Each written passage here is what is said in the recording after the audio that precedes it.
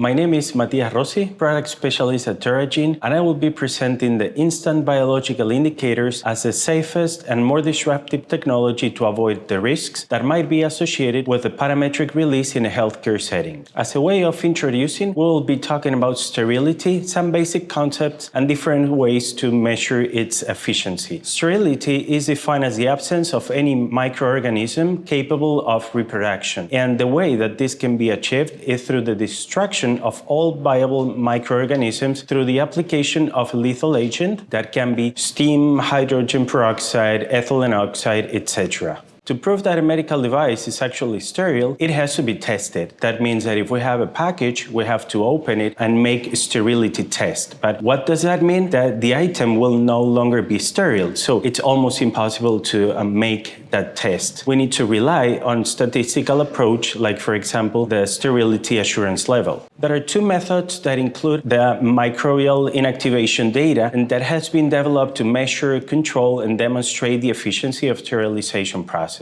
On the one hand, we have the biological approach that uses a biological indicator to determine the lowest probability to detect a non-sterile unit in a sterile load. These biological indicators contain a certain population of bacterial spores. And on the other hand, we have a mathematical approach. In this case, this approach uses the F value as a measure of the microbial inactivation capability of a heat sterilization process. The F0 value is used as a reference unit for the lethality. So here we have to differentiate that the biological approach, it's a direct measure of the lethality of the process because, as we said, it uses bacterial spores contained in the biological indicator, while on the other hand, the mathematical approach, it's an indirect measure of the lethality of the process. We also need to talk about the challenges that are associated with sterilization processes. Steam sterilization, it's one of the most used methods, and there is a misconception that it's a very simple method. There's a myth that you just generate the steam, you inject it in the chamber, you put the load, and the magic happens. Once that you open the door, everything's sterile. And as I said, that's a misconception because there are a lot of things that have to be considered. When we are relying on a load release based on some parameters of the sterilizer, we need to consider that the sterilizer must be working as expected. That means that we should make the qualification of the equipment and the process validation through the installation, operation, and performance qualification. And also we need to make the routine monitoring and revalidation of the equipments that are usually performed once every 12 or 24 months. We also need to have into consideration that the instruments have different temperature profiles, so a good understanding of the instrument, the products, and the materials is needed. The heat transfer will be different in stainless steel materials, plastic, rubber, etc. Also, each load configuration must be validated since the loading pattern might affect the sterility assurance. These two considerations are easy to be taken in industrial processes since everything is a bit more standardized. The equipments that are going to be processed, the materials, and also the load configurations will remain constant among different processes. But when we're talking about a hospital, we're talking about different needs, different components, different instruments, and also the urgencies will be different and the load might differ from one day to another. We also must guarantee an accurate measurement of the parameters because, for example, the temperature probes are usually located close to the drain, so the temperature that it's been monitored might not be representative of the whole temperature in the chamber of the equipment. Last but not least, we have to put attention into the water quality because we need to make sure that the steam generated comes from pure water, and also we must make sure that non-condensable gases will not be present because that can affect the relationship between the temperature and the pressure of the steam. We have talked about some challenges associated with the steam sterilization process itself, but we also have to talk about some other challenges, like for example, the ones that are related with the infection control processes. First of all, we have to consider the population growth that we are going through nowadays. This might have as a consequence that the hospitals might be overcrowded, and that takes to an increased need for operations room, which also take us to get an increased need in the rotation speed of the reusable materials. Nowadays, Nowadays, we are also evidencing the incorrect use of antibiotics, which takes us to the registration of an increasement in the resistance of some pathogenic bacteria, leading to the development of the multi-drug resistance organisms. New threats, new pathogens are also appearing, and we are facing some diseases like, for example, the one that are generated by prions. New medical devices might also be a challenge, either because the technologies for the reprocessing are not correct or not efficient, or because the indicators that are used for monitoring those processes are not appropriate. So far, we have talked about the challenges, but which are the consequences of that? Well, we need to talk then about the HAIs, which are the hospital-associated infections, that are those infections that patients acquire while receiving healthcare and are considered as major cause of mortality, emotional stress, and enhanced morbidity in hospitalized patients. They continue to escalate at an alarming rate, and it has been estimated, based upon some statistics of the World Health Organization, that around 1.7 million hospitalized patients in the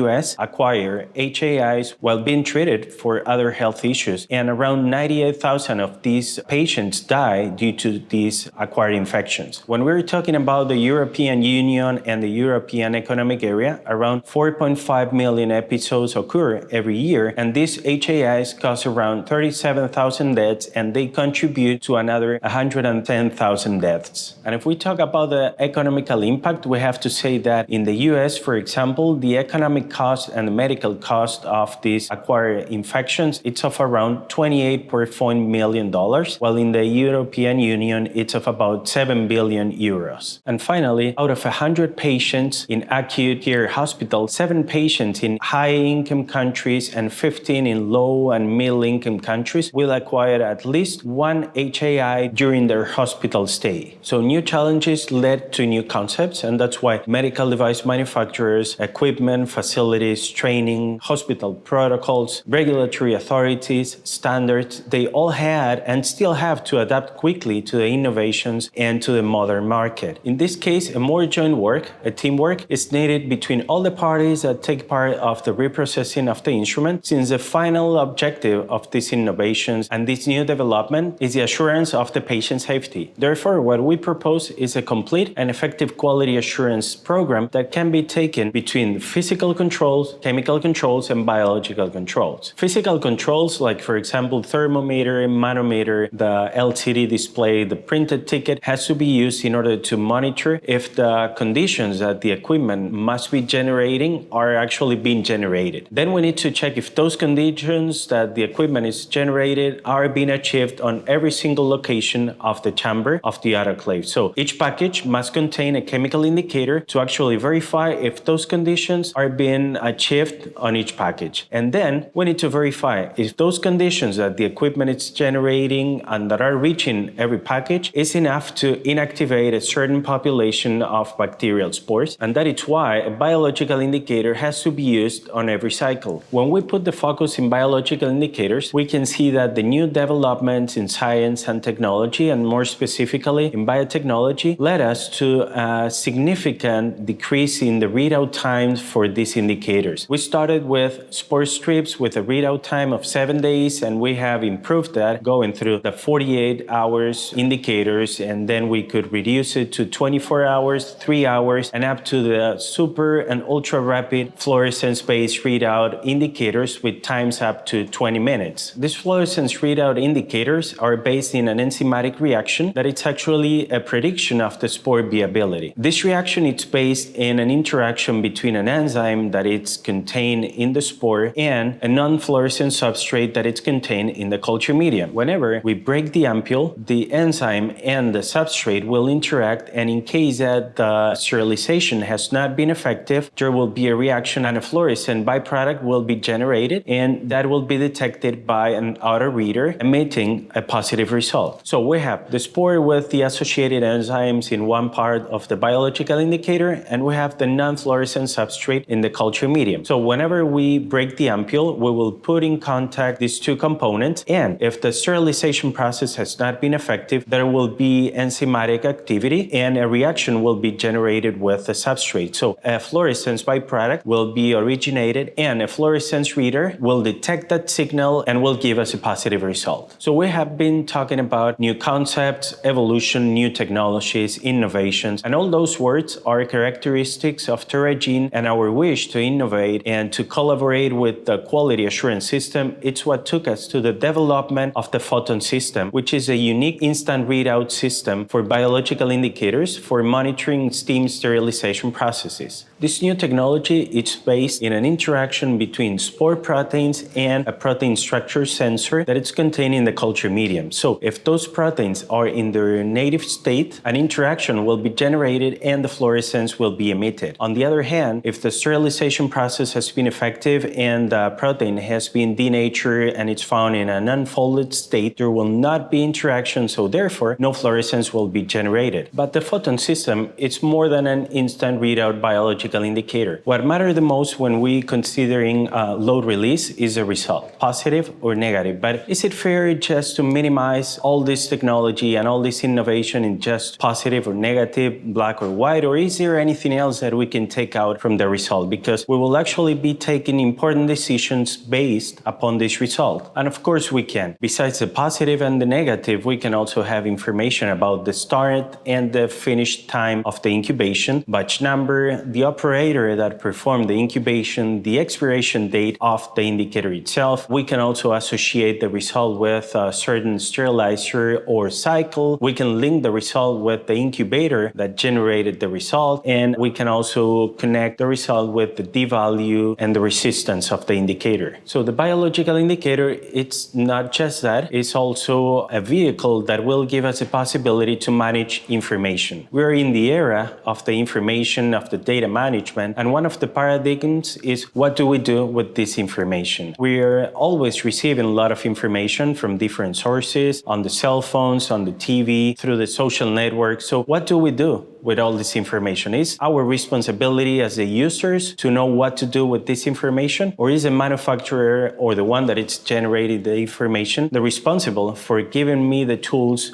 to manage and to know what to do with that information? Well, this question is going to be answered in the next few slides. If we talk about the instrument reprocessing cycle and Terragene as a manufacturer, we can find washing monitoring indicators, hygiene monitoring indicators, and sterilization monitoring indicators, like the chemical indicators and biological indicators. If we look at this that way, we can see isolated processes without any connection. But is there any way in which these isolated and individual elements can be converted into a unique and integral solution? The answer is yes, and it's through a cohesive software that collects the information that is generated by these products. The Bionova Cloud ecosystem has been developed to provide to the user the tools to have an efficient and trusted quality control of the processes that are performed through the CSSD. When I say processes, I refer to all of the processes that are part of the reprocessing cycle, like washing, hygiene, and sterilization through different methods like steam, hydrogen peroxide, ethyl monoxide,